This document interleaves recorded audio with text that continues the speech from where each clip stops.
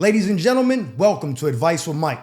I'm your host, comedian Mike Murphy. Now, if you're new to the channel, please do me a favor and hit the subscribe button. This is the show where you guys send in your messiest, toxic, most out-of-pocket predicaments, and I attempt to break them down, giving my honest and unbiased feedback. Now listen, I'm a comedian, not a therapist, so ain't no guarantee I'll help fix your life. But I can provide laughter along the way and call it like I see it. So without any further ado, let's get into the episode. My best friend is my biggest hater. Mike, I swear my friend might be the biggest hater in my life right now. With friends like that, who needs enemies? She's single, bitter, and it feels like she's rooting for me to be just as miserable as her. Misery loves company. Single women keep women single. That's nasty work. Anytime me and my man had the smallest disagreement, she instantly jumps to, girl, leave him. He's not it. Sounds like she's plotting on your man. Like the other day, me and him got into a tiny argument in front of her. Nothing serious at all. Later on, she's in my ear like, see, that man is full of red flags. I don't know how you put up with him. Tell her that he be folding you up like a lawn chair. That's how. If it was me, I'd have been gone. Like this video if you think she's miserable as shit. It's like she's just waiting for any excuse to bash my relationship. Meanwhile, I know she's sitting at home lonely scrolling through dating apps, mad at the world. She been swiping right and couldn't get a match if she was a candlestick. I love her, but the way she talks, it feels less like advice and more like she just wants me to join her misery. How do I get her to stop pushing me to throw away a good man just because she doesn't have one?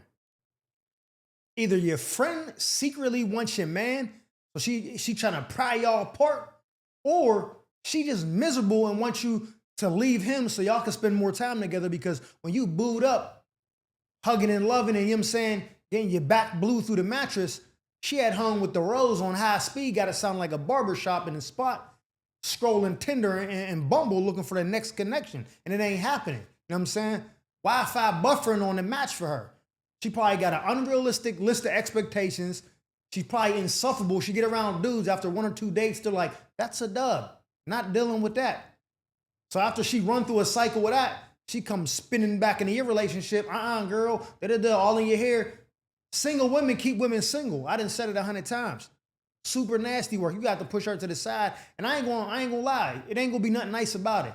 You gotta have the one stern, direct, straightforward conversation. Look, Keisha, Ebony, whatever her name is.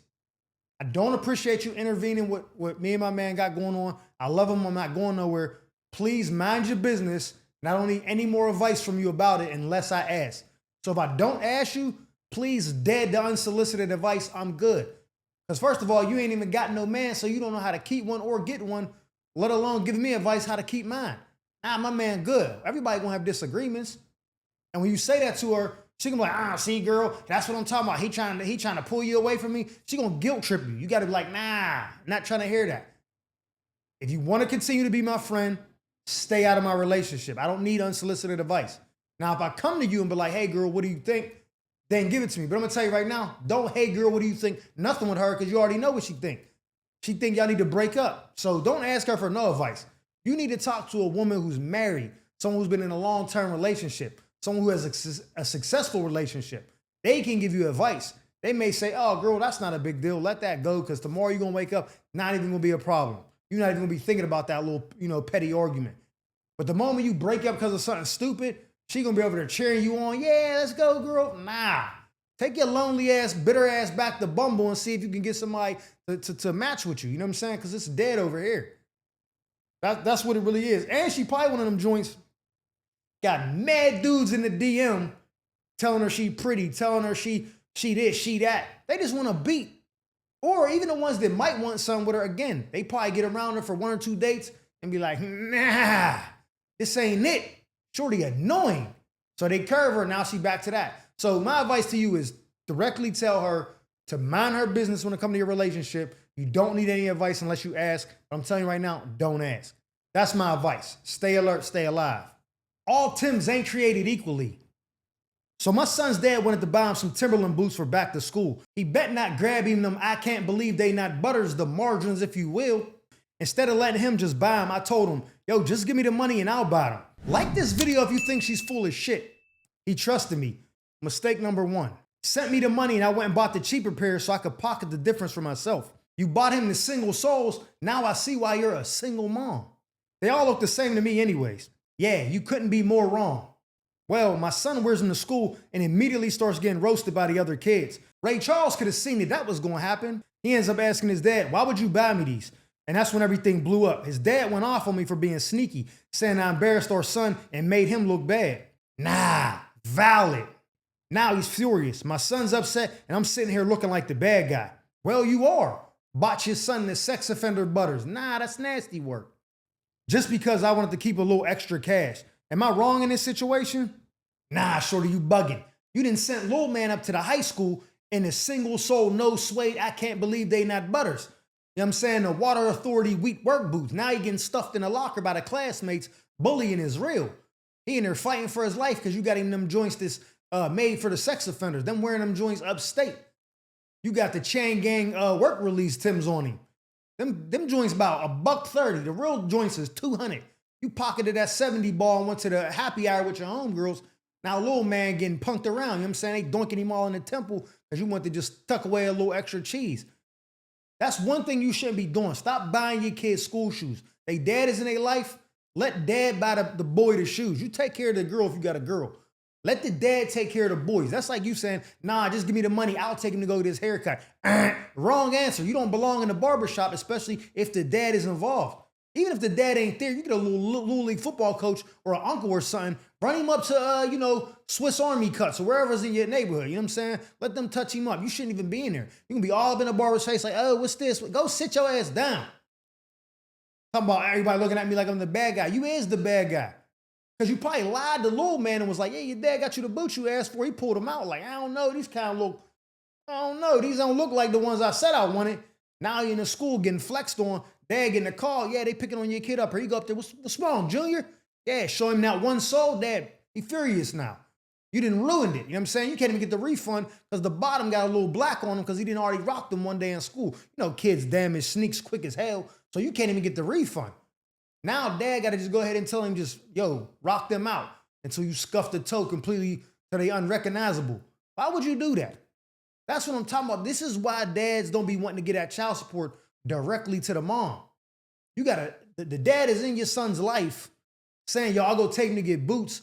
Not only is that a moment for them to spend time together, go grab the boots he want. Yeah, no, son, you got to get these. These are let me show you how you lace them, all that. You intervened on that, cut the dad time out of it, and then pocketed the money. I could see if you just bought the wrong ones because you didn't know the difference.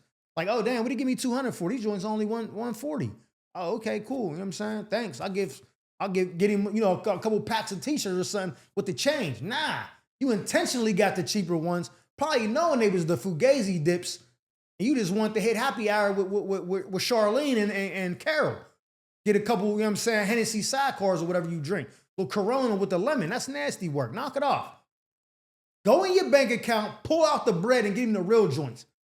Let him play in those or something. That's all they worth. That's my advice to you, man. Stay alert, stay alive. Once I lost the weight, I wanted to lose my girl too. Mike, let me keep it all the way real with you. At the start of the year, I made a resolution to finally change my life and start eating better, working out and getting rid of all this extra weight I've been carrying. You know what they say, health is wealth, until you actually need wealth, and then that's another story. I stuck with it, and now I'm down over 75 pounds. Yeah, you the biggest loser, but in a good way, and I'm here for it. I look like a completely different person, and the crazy part is I'm getting attention from women who never even noticed me before. Like this video if you think he's full of shit. Here's where the problem comes in. My girl's what you call a BBW. What's her Instagram? Nah, for market research purposes and whatnot. When I was bigger, that's all I thought I could get. Oh, I believe you. So I accepted it. But now that I tightened up, I don't feel like I'm attracted to her the same way anymore. Nah, that's nasty work. Definitely not here for it. Now don't get me wrong, the sex is still good and I enjoy that part of it. I bet you do. That thing probably feel like a warm honey bun inside. But I don't want to be seen with her as my woman. Yeah, you're a super duper lame for that, my man. I want a woman on my arm that matches the new version of me. So basically, I want some arm candy. Meanwhile, you was just built like a candy apple. The nerve of you. So now I'm stuck wondering, should I leave her and try to upgrade? It ain't gonna go the way you think, I can assure you that. Or stick it out with the woman who held me down when I had nothing. Back then they didn't want you, now you in shape, they all on you? Okay, Mike Jones, you about to play yourself all crazy. You sound like a lame. You one of them dudes that was broke, couldn't get no honeys because you ain't had the funds. Then you run up a check and want to leave the shorty that was holding you down when you was busted to go chase a joint that don't care nothing about you. That's nasty work. And I'm gonna be honest with you. Most women ain't super attracted to fit dudes enough to where you couldn't get them before, but now you look like it's gonna get them.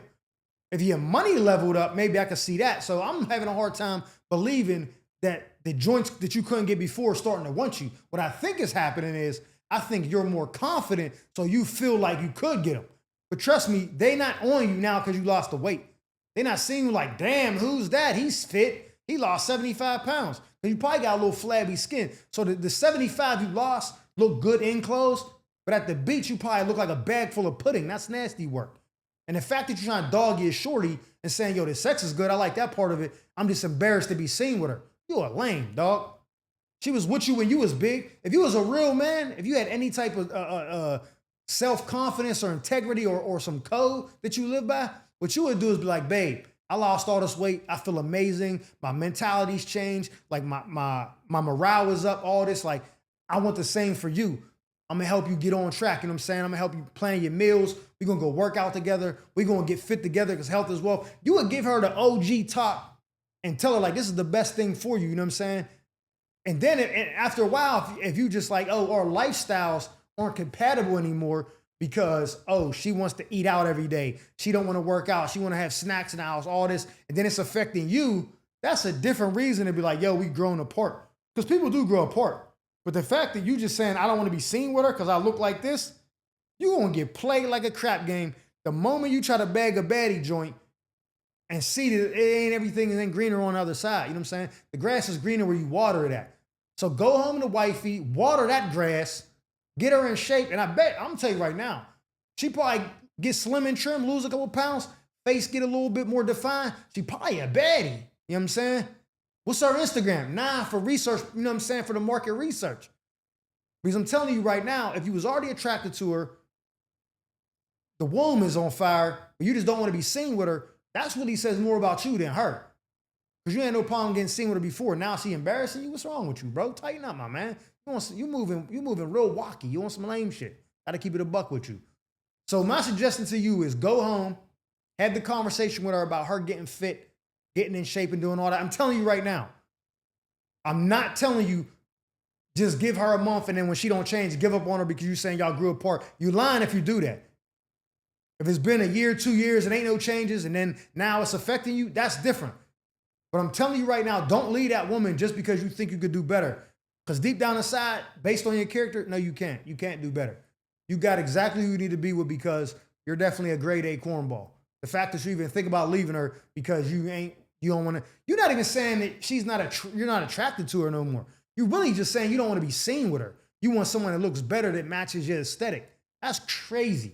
So my advice to you, dog, is go home, have a conversation with your shorty, help her get in shape, and love her the way you've been loving her. Stay alert, stay alive, fam. Ladies and gentlemen, that concludes this episode of Advice with Mike. I'm your host, comedian Mike Murphy. I hope you guys enjoyed me as much as I enjoyed you. And if so, do me a favor and hit that subscribe button. Like this video. Matter of fact, leave me a comment telling me what advice you would have gave them. And who knows, maybe you got your own toxic tale to tell about a shady friend or an entanglement you need help untangling. If so, feel free to drop me a letter at the email provided below, and I'll make sure I read it in a future segment of Advice with Mike. Now, with that being said, our time together has come to an end. But just remember, stay alert, stay alive.